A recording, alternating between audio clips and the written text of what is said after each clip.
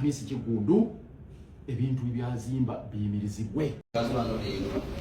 Mulidde abantu bangi bagamba twakola amazimbo Mwala kyobola ng'ekiri byantu byafulaki. Sijja mukudda mu kusonga kwono n'oli ekizibu kiba kisefera kikukwatira wamu era nnyolero wamu n'abantu n'abaafiirwa ebintu byabwe wadde naye kama koogera nti wasiriza atonyesa ki era twatagaanyizibwa naye bakama baffe kasita bawulidde obulanga bwaffe bajja batukwateko mu mbeera emu oba endala esooka eritekiriko batugayirire ekyokukola n'ekyokubiri baleese bakama baffe abakesise abalina okulaba nti ebiguma byonna byonna ebisinga bituuka ku Mwala.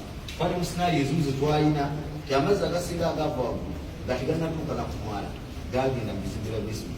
Katugenda kujjayo embeera nga tukolana ne kesisi twali ne tusaza amazzi enguudo na buli kimu nti amazzi gajja paka mu Mwala. Kuba mwenna abawangala nga ku Mwala mukimanyi nti ekuba weetonnya mu ddakiika 5 oba 10 maximum Omwala guba guzimba guli kitegeeza nga guli wansi kitegeeza Omwala gutambuza ki amazzi. Kati ekizibu ekiriwo ekyere kujja amazzi ku surface gayingiza ki Mwala. Era abakulu bagenda kugayingiza bulungi tulabe nga kigwawo.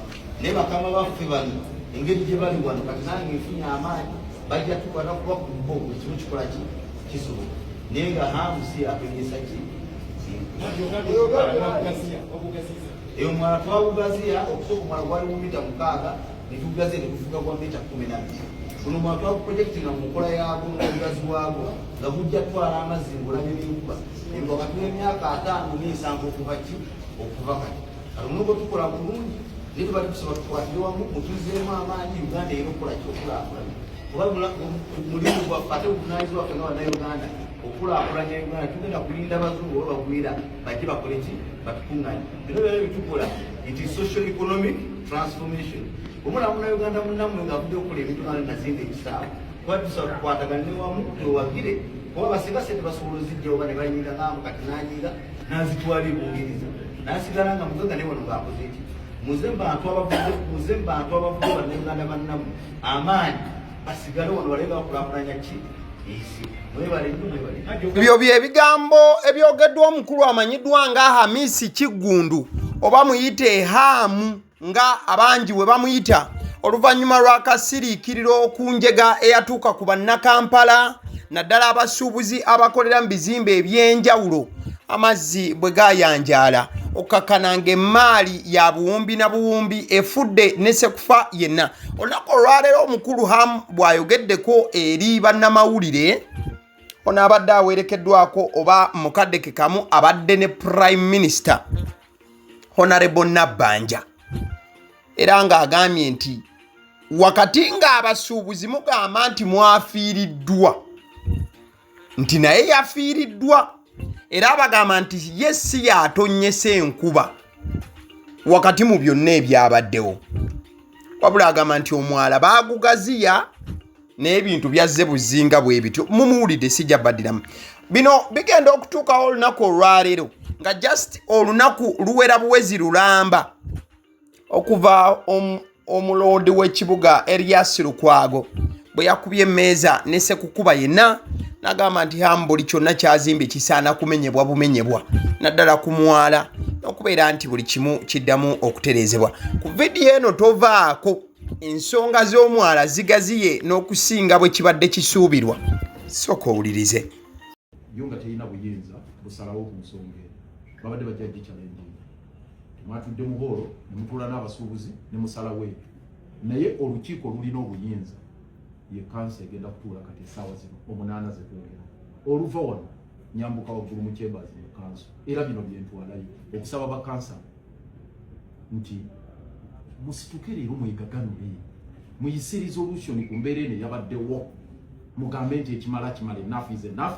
Hamisi koye komye jogo yo komya impunity Hamisi Kigundu ebintu byazimba biyimirizibwe njagala ekyo kukisaba abakansala bannange bano bakoliksi mu kanso kisibwe nti Hamisi Kigundu ayimirize ebintu byazimba ekyokubiri byamaze okuzimba bikubibwe ku ttaka kubanga tebiri ku pulaani fiyo resolution tugiyise bikubibwe ku ttaka bijibwewo Omwala tuguddemu mupya nga tusinziira ku pulaani eyaffe eya Kampala Drainage Master Plan. Ekyokusatu Amisa akwatibwe akangavulwe kubanga omumenyi w'amateeka kasitokola ebintu ebifaanana bwe bityo nzize mbagamba enkyanego enjega y'ekiteezi bwe yagwawo. Ebigambo bino ebyawayogeddwa Erias Lukwago byabadde biraga nti ayagala buli kintu omugagga Ham kyakoze bukyabatandika kuzimba ku mwala guno n'ebisigadde kimenyebwe. Kati olunaku olwaleero bannakampala basibye torch bagikuba mu mukyala Zahara Luyirika.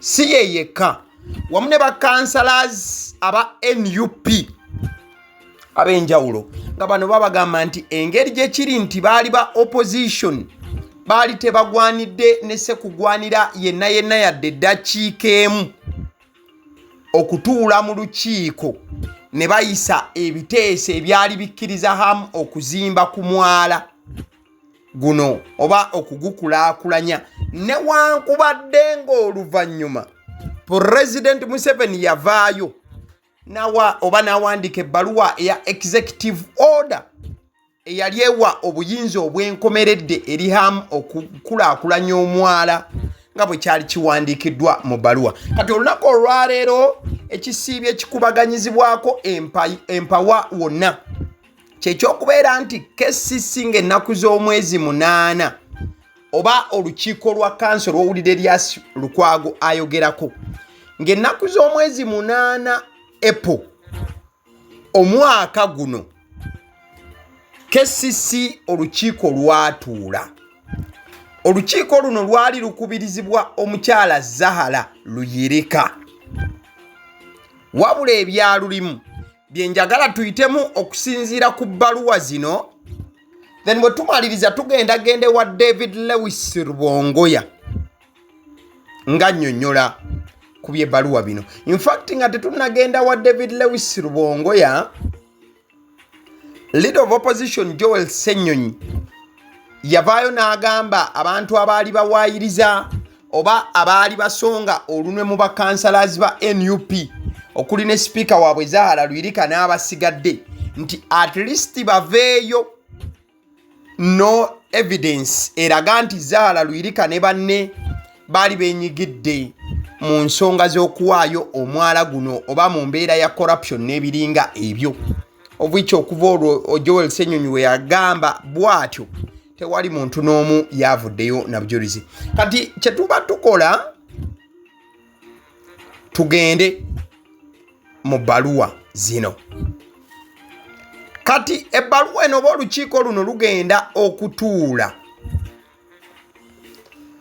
lusooka kulemberwamu KCC Central Executive Committee eyasooka okuba ng'etuula nebaako bye yali eteesezza era nga mu byo mwalimu ensonga z'okubeera nga baali bakumenya ebintu ebimu ebyali bikoleddwa Ham byenjogerako nga tetunnatuuka ku bino bizimbiddwa kati but twogera ku biri ebyasooka.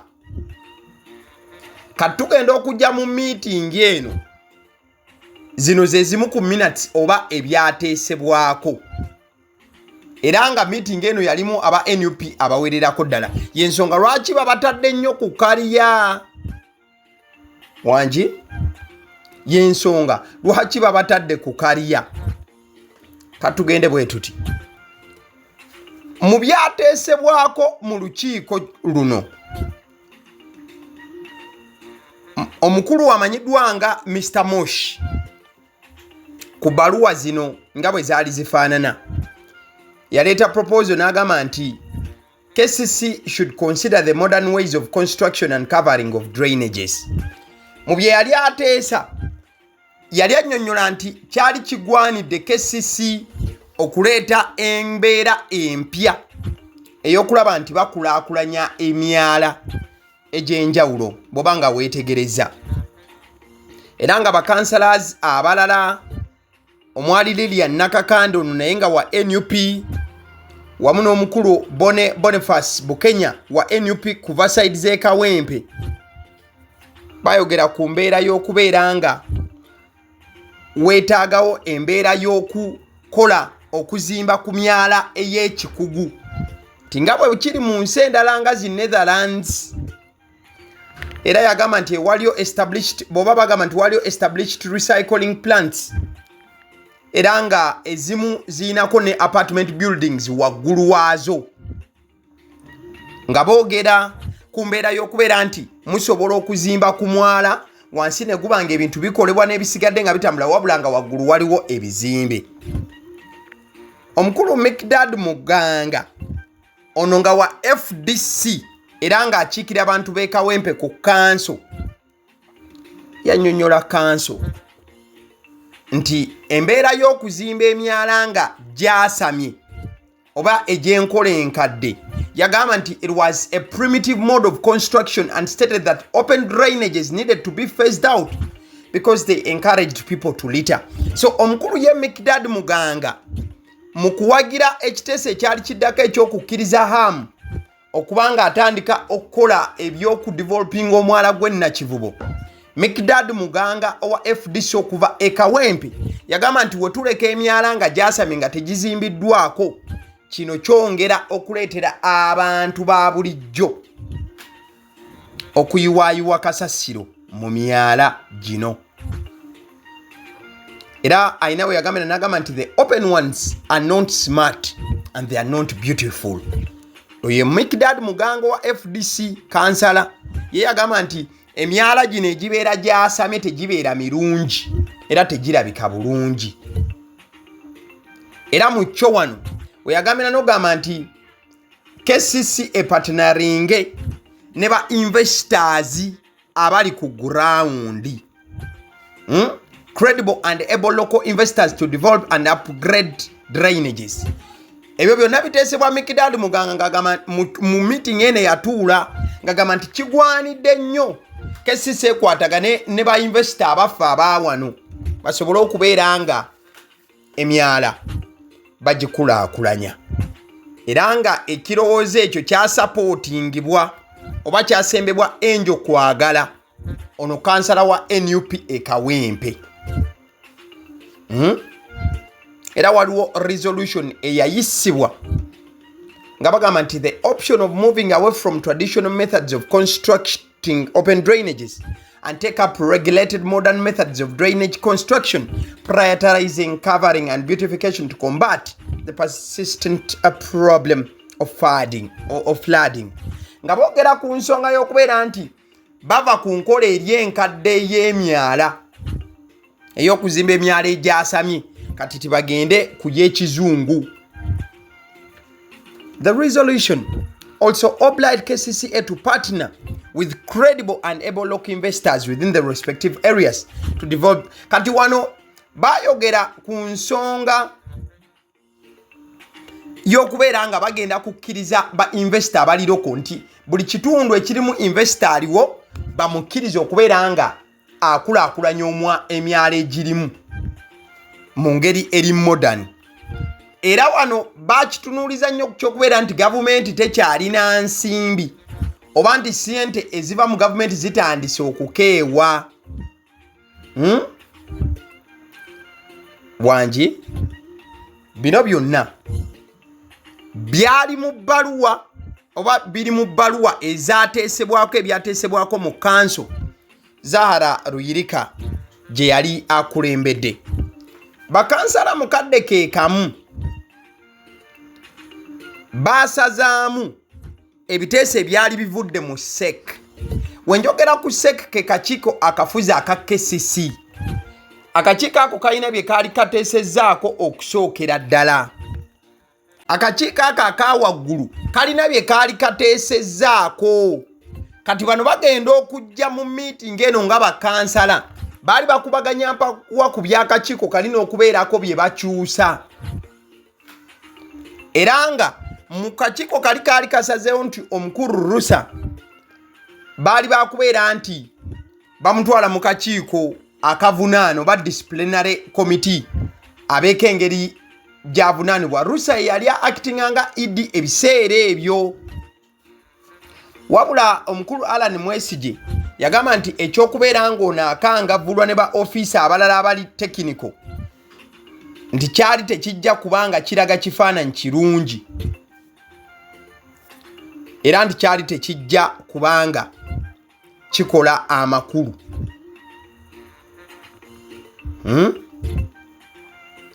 Jeremiah Keyamwanje ono nga kansala wa Lubaga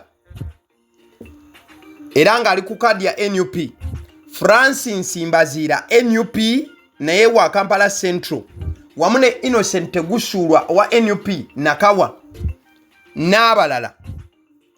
Tegusulwa ayinayo yagambira nti it would be funny for the same councillors who had appreciated Rusa for the work well done to again turn around and recommend his prosecution a few minutes later and warned that such an act would make a mockery of council.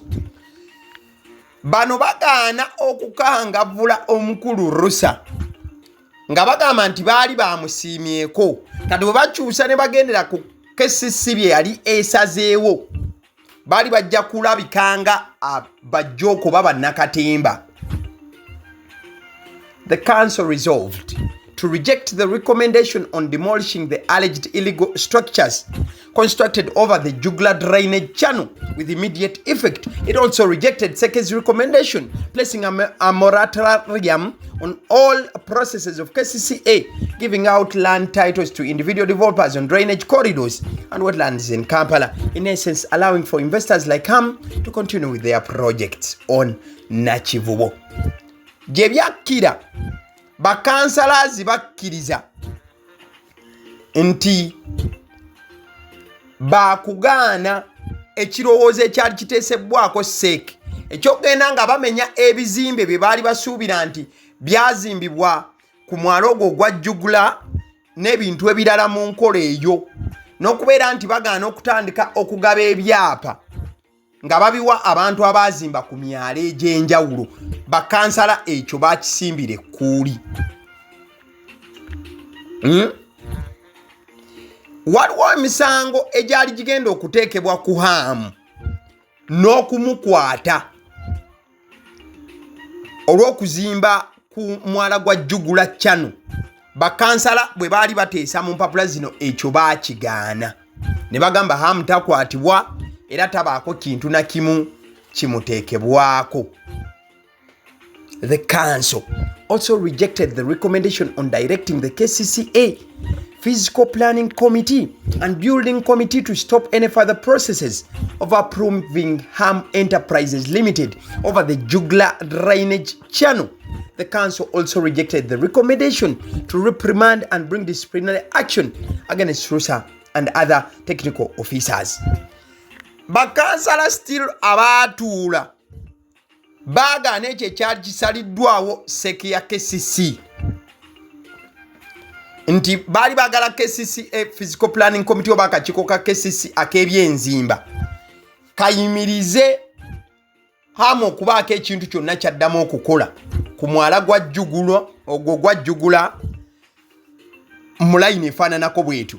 Bakansala bagamba nti HAM takwatibwako era tebabaako kye bamuyimiriza. The councillors also rejected the recommendation that the IGIG investigate the circumstances under which the city tycoons acquired titles on some drainage channels and wetlands in Kampala. Bakansala still basimbira ekkuuli ekyokubeera nga kaliisoliiso wa gavumenti atandika okunoonyereza ku bagagga b'omu Kampala engeri gye baafunamu ebyapa ku myala gye baazimbako wamu n'entobazi.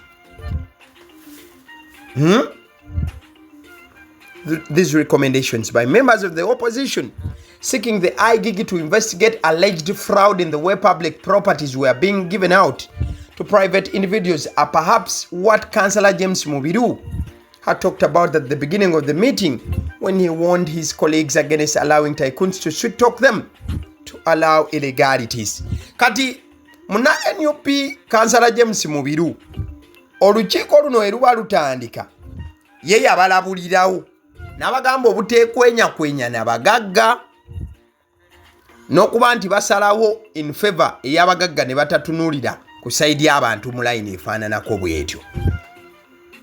Kati byenkunnyonnyodde byonna bye bintu ebiri mu minutes ez'olukiiko olwatuula nga 8 Apuli nga Zahara Luyirika yali speaker nti mu byonna ebyakolebwa bakkiriza byonna ebibadde bigenda mu maaso nti okugenda mu maaso. Though essaawa zino defense eriwo okusaidia ya Zahara Luyirika bagamba nti bo baatuula butuuzi mu lukiiko lwa kanso, naye ate President Museveni ye yawandiika ebbaluwa ewahamu obuyinza obwenkomeredde newankubadde nga bo baateesa ebyo by'owulidde nkunnyonnyola byonna. Tuli fenna noza katutulabe ku bbaluwa ya President Museveni, then eyo tujja kuvaawo tweyongere mu maaso. Ewa David Lewis Rubongoya kikyayogera ku bakansalazi be aba NUP abakola bino byonna. Screen ebbaluwa gy'olaba yawandiikibwa President Museveni ng'alagira Ham aweebwe omwala. Wabula n'ebbaluwa ejja luvannyuma lwa meeting eri eyaliwo Apuli, wayitawo emyezi egiwerera ddala President Museveni kwe kuwandika eno mu Gw'omunaana nga mu April Zahara Luyirika wamu ne bakansalazi baali batudde ne ba approving oba ne bakkiriza emyala okuzimbibwako mu Kampala n'okugirungiya ng'ebiteeso w'obiwulidde mbinyonnyola wali. So President Museveni ku bbaluwa eno yali eri headed ne State House the Republic of Uganda era yateekako n'agamba nti redevelopment, upgrade, beautification and drainage improvement of Nakivubo channel, ng'ayogera kuddamu okuyooyoota, okulungiya n'okutereeza omwala gwa Nakivubo. Era yagamba nti I have got a very good proposal from Ham Chigundu dated the 25th of July regarding the Nakivubo drainage channel. Ham points out the fact that the channel is open, invites people to throw in rubbish including plastics, feces, etc. Kati awo President Museveni nga yali alaga nti Ham agwanidde okutereeza omwala guno era nti Ham yali amusabye July nga 25 okukola ku mwala.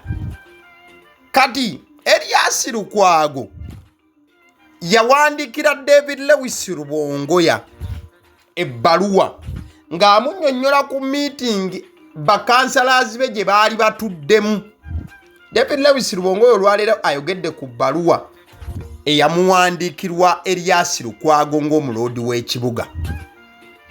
Mu bbaluwa eyo Erias Lukwago ayina wagambira nti the illegal structures constructed over Nakivubo and jugular drainage channels by Ham Enterprises be demolished with immediate effect.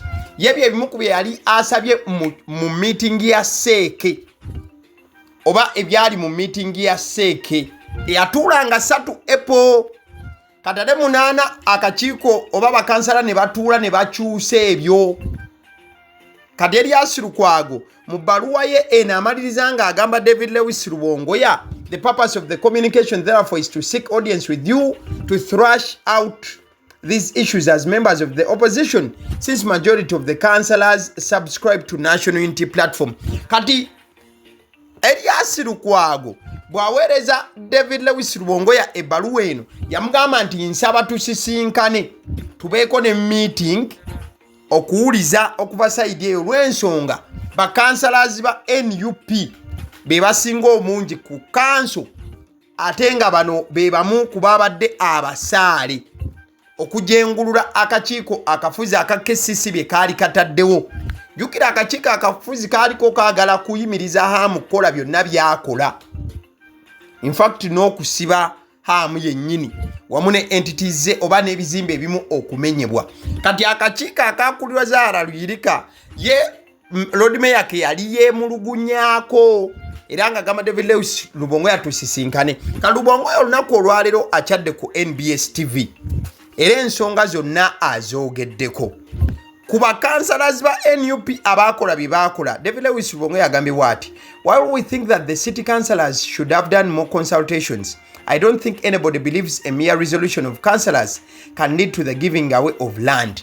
David Lewis Rubongoya agambye nti newankubadde naye kennyini yeemulugunya ku ngeri bakansala gye baakolamu ebintu nti osanga bandyongedde okubuuliriza, ye David Lewis Rubongoya takkiriza era talowooza nti bakansala eyo meeting gye baakola n'ebyo bye baatuukako nti byokka byali bimala okubanga ettaka liweebwayo. David Lewis Rubongoya bino abyogedde leero ku NBS TV. agambye nti ye nga Rubongoya tasuubira nti wadde bakansala balina okwongera okukola okunoonyereza ne tasuubira nti ebyo bye baakola wali byenkunyonnyodde nti byali bimala okuwaayo ettaka erihamu. Era ayina wagambye nti there is a Kampala drainage master plan that the government has failed to fund. In the reasoning of the councillors, they recommended that KCCA partners with local investors to improve the drainage of Kampala under the guidance and supervision of KCCA. This was not done. David Lewis Rubongoya annyonnyola nti mu Kampala mulimu plan ey'okutereeza emyala naye gavumenti eremereddwa okugiteekamu ensimbi. N'agamba nti bakansala we baatuula baalaga nti gavumenti ekolagane ne ba investors abaawano.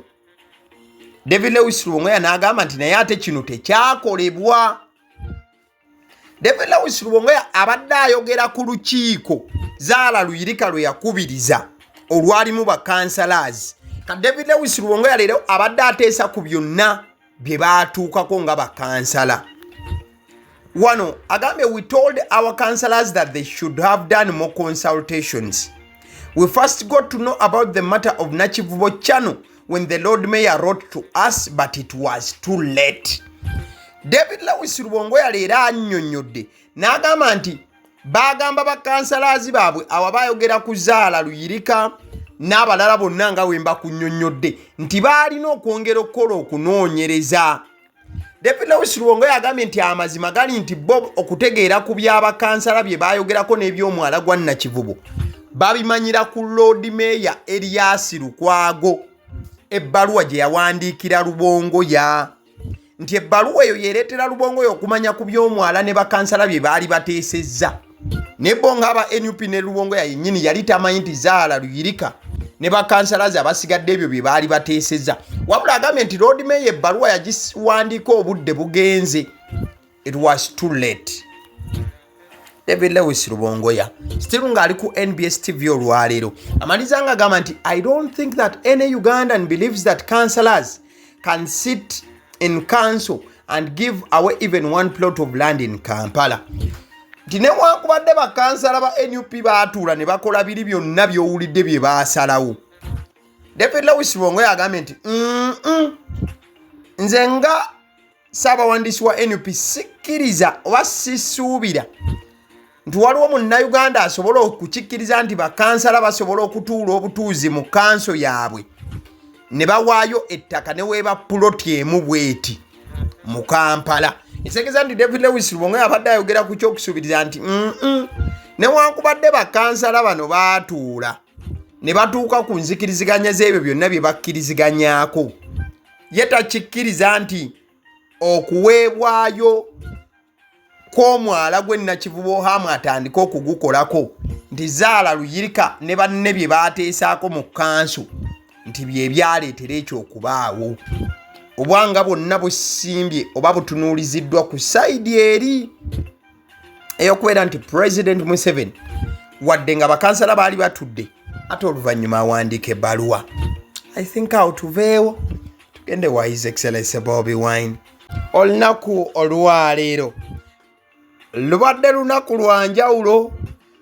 Still His Excellency Bobi Wine akyatabaala Buganda nga we mumanyi bulungi nti yasembedde era ensonga ayongera okubanga azinoganya this time round mu lulimi Luganda straight. So olunaku olwaleero His Excellency Bobi Wine abadde alina okubeera side z'Essembabule at the same time n'okubeera nti ayongera okutalaaga here and there. So osobola okulengera rwale y'Essembabule mutaayi wange olunaku olwaleero Ssembabule ewuumye ne ssekuwuuma yenna yenna yenna yenna yenna yenna yenna. In fact namulabyeko awo bwe yabadde ayita mu Gomba town yasinkanya abamu ku bantu abamulaba nga akula. Njogera ku biri ebyabaddewo okusooka bakale etuveewo tusooke tusigale wano Ssembabule. Ssembabule olunaku lwaleero mutaayi wange asigiddwa langi emmyufu ez'ekibiina ki National Unity Platform. Olw'ensonga nti abatuuze babadde bamulindiridde ne sekulindirira yenna. It has been a lot of love. Omukwano gubadde mungi nnyo.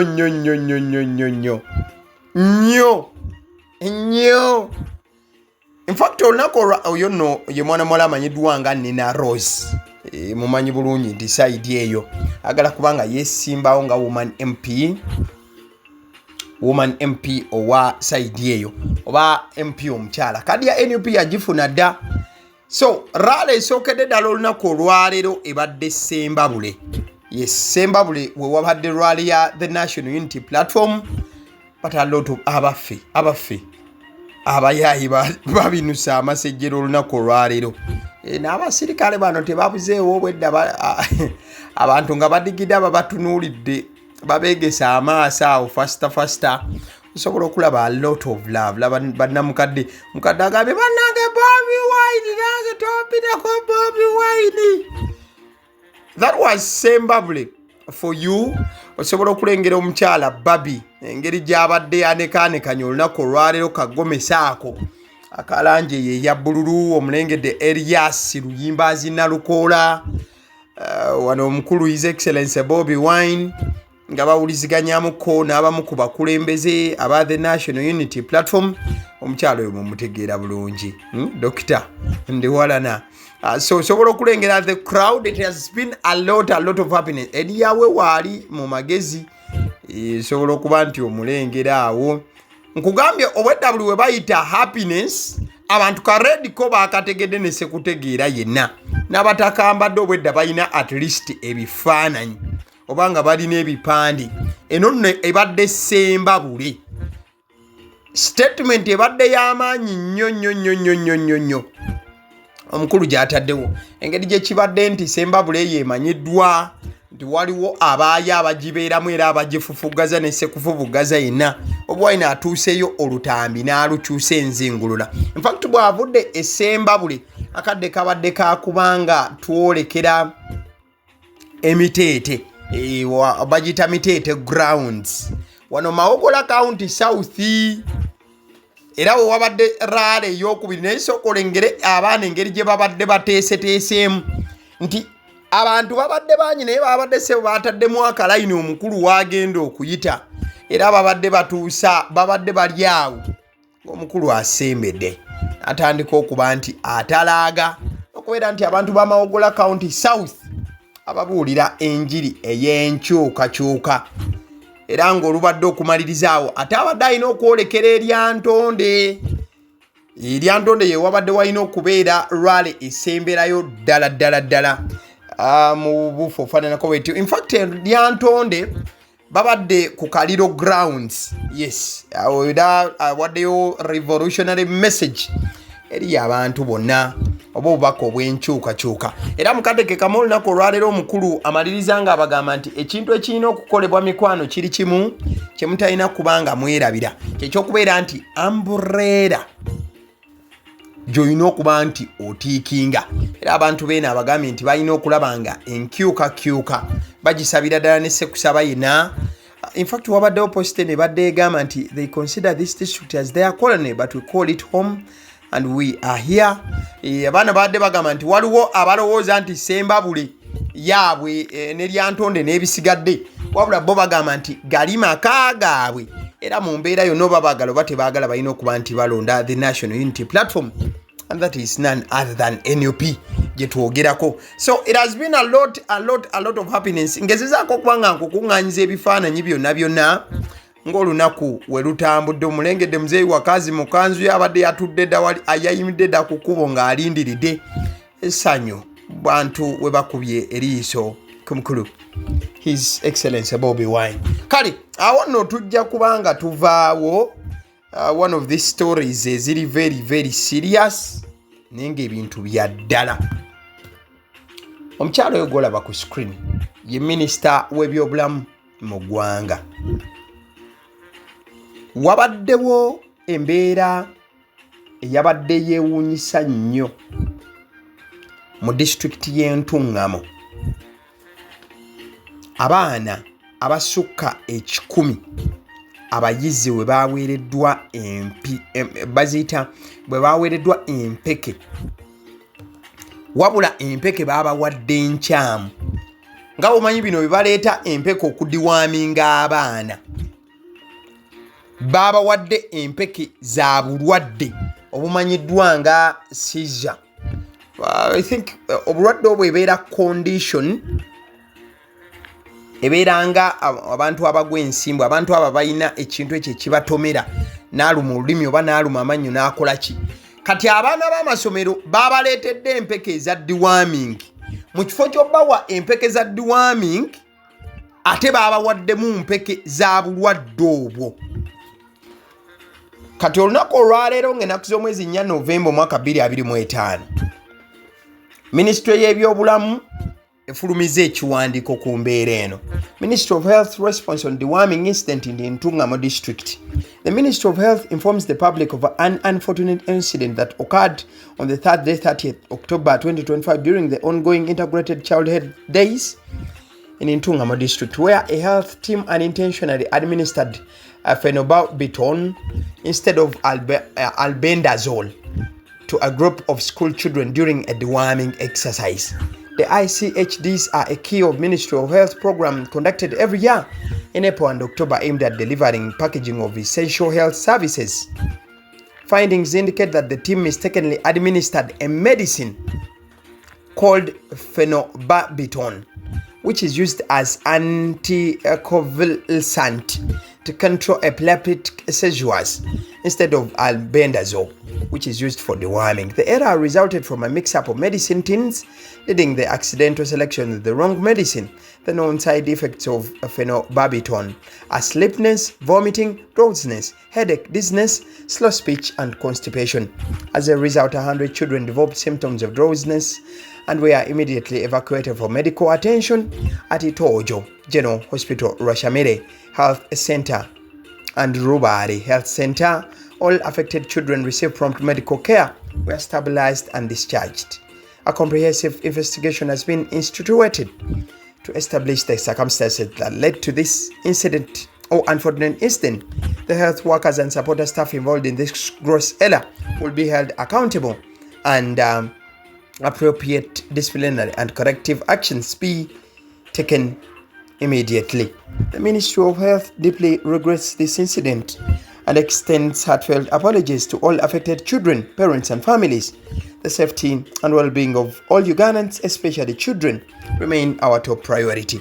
So, akakiiko oba ekitongole ekitwala ebyobulamu mu ggwanga oba ministry evuddeyo newandiika ebbaluwa ng'etegeeza nti abaana b'essomero okubawa eddagala eryabadde liyamba ku balwadde b'ensimbu n'ebigwa mu kkowa eryo ng'ate babadde babaleeteddemu mpeke, babadde balina kuweebwa mpeke za deworming, kyaleetedde abaana bano okufuna embeera ez'enjawulo. Batandise okuba nga batanaka oba okuzza bye balidde, okutandika okuwulira nga bafuna otulo, ne batandika okufuna kamunguluze, mukadeke kamu ne batandika okufuna emmeeme okubasinduukirira, emitwe okubaluma n'okubeera nga boogera bananaagira, okukakana nga bakuta abaana 10 ne babaddusa mu bulwaliro obulinaanyeewo, era nti batandise okuba nga bafuna obujjanjabi. So ministry y'ebyobulamu egambye nti abasawo abakoze kino bagenda kubanga babakangavvula ng'obuyinza bwe bulagira. Babadde baleetedde abaana bino ebiweke bye baagabiranga abaana ku ssomero okuba deworming oba okubajja obuwuka mu lubuto. Bamaliriza ng'abaana babawadde eddagala ly'abalwadde balina obuzibu obw'ensimbu. I think tuveeyo side eyo mawulire ago agali serious. Tukomewo mu entertainment wano katono. This is chosen Becky for you. She is expecting. Era essaawa yonna mulinde ka baby ka Professor Sekajja. Wakati abo nga baselebratinga amaziga waliwo abakyagalimu. Omukyala amanyiddwa nga Big Events.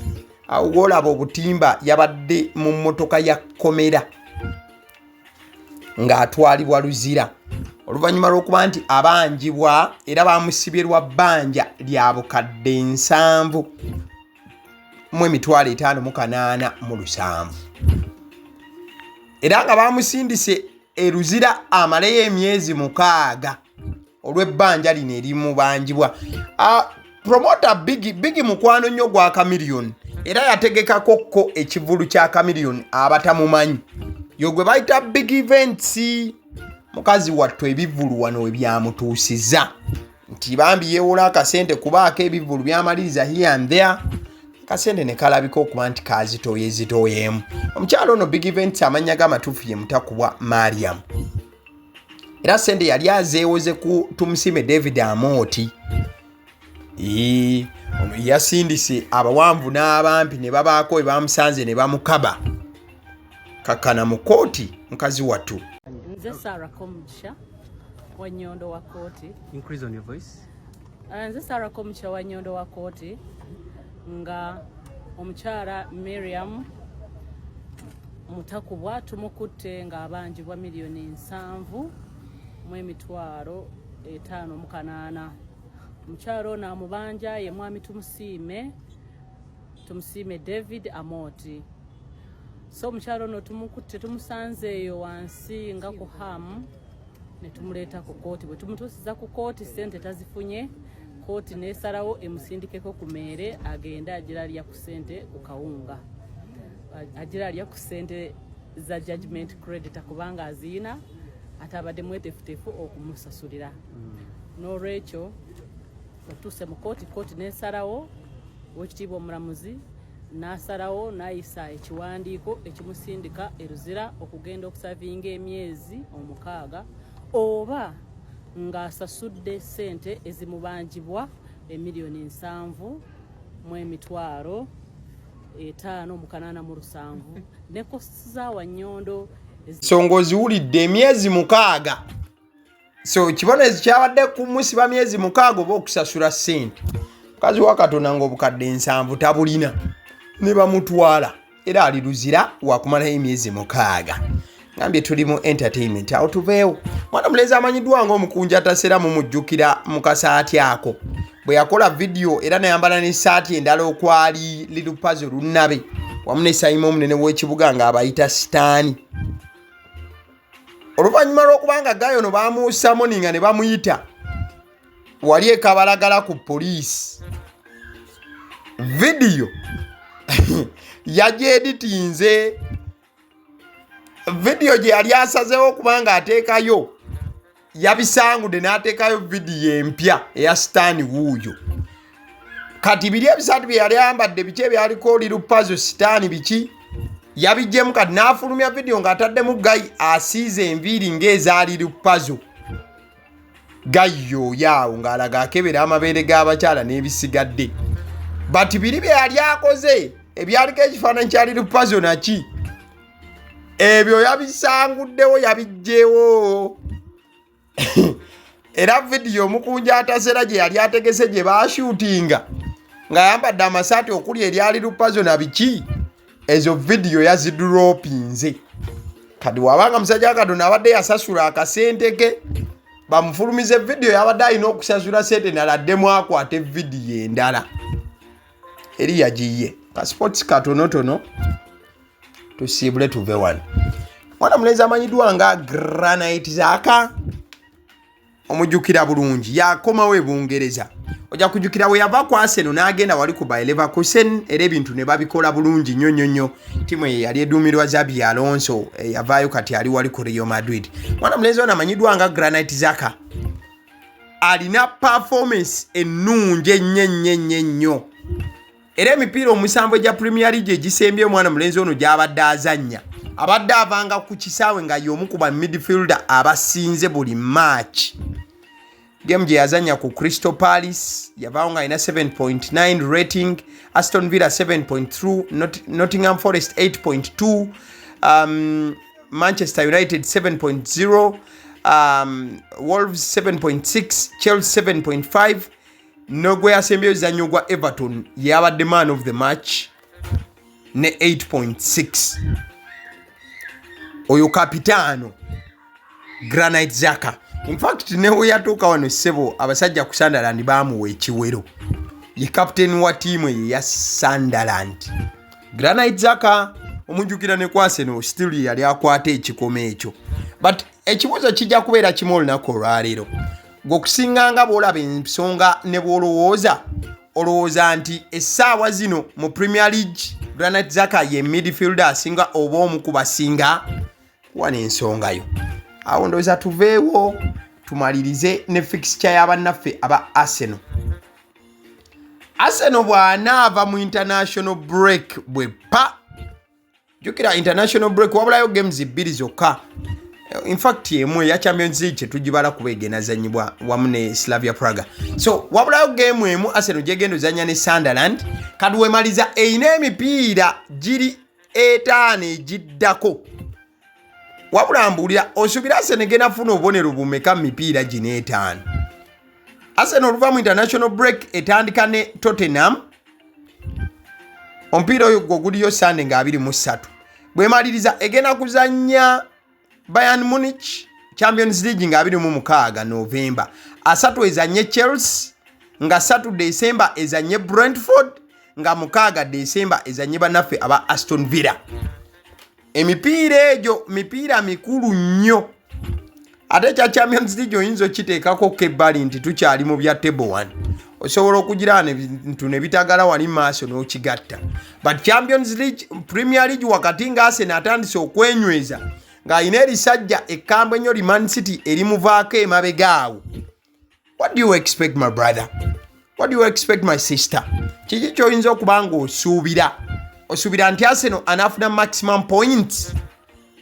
Kuba bw'obala emipiira egya Premier League egyena kiba kitegeeza alina okugifuluma nga alina obubonero 12 obujja okumwongeza okumunyweza ennyo ng'alinamu Tottenham olugivaamu ngamba Premier League addamu ki Chelsea olukivaamu Brentford mu koona asange n'akasajja akatera okuzibirazibiramu ekaba nga kaze bulungi ntegeeza ka Aston Villa ako. Owase namma olowooza ki? Njagala okutegeeza ku bannaffe aba Honeybites. Bagamba nti ensonga z'ebyokulya eby'omwana ali ku ssomero banga ogenda mukyalira ku ssomero ezo baazigonjoola dda. Just olina kubakubira ne bagamba nti njagala ku package y'omwana adda ku ssomero ebyokulya nga bagiya, daddies, yogera ku binyeebwa, mawogola, decorated donuts, cupcakes n'ebirala mu package bibaamu byonna byonna. Era balina packages ez'enjawulo. Bakubire ku 0709 787508. At the same time, I want to talk about Alson Painters UG. Bado bo basiizi ba langi. Omulimu gwe bakuguka gwa kusiiga langi. Omaze okuba nti ekizimbe ky'okizimba kituuse ku ssali okusiigibwa langi. Alson Painters UG bagamba gwe mulimu gwe bakola. Ne bw'obanga ekizimbe kyo kikadde nga langi aliko akaddiye nnyo, bakubire ku 0705 193636 ne ku WhatsApp kwe bali. Bajja kubanga babikola bukozi masavu. Alson Painters UG. Mukadde kamunjagala okutegeeza nti eddoboozi erituula emabegaawo muzindalo each and every day. Yenze Abaseddi Omusonsozi. Yes, kyolina okukola kyangu nnyo liking a video eno. At the same time, you gotta comment on this video. Ombuulire ki ky'olowooza ku bino byonna nga wetubitambuza ku video eno paka wetukulukidde eddakiika eno. Emboozi zino ky'ozirowoozaako. Abaseddi Omusonsozi erinnya eryange, likinga, sharinga, commentinga. Thank you so much.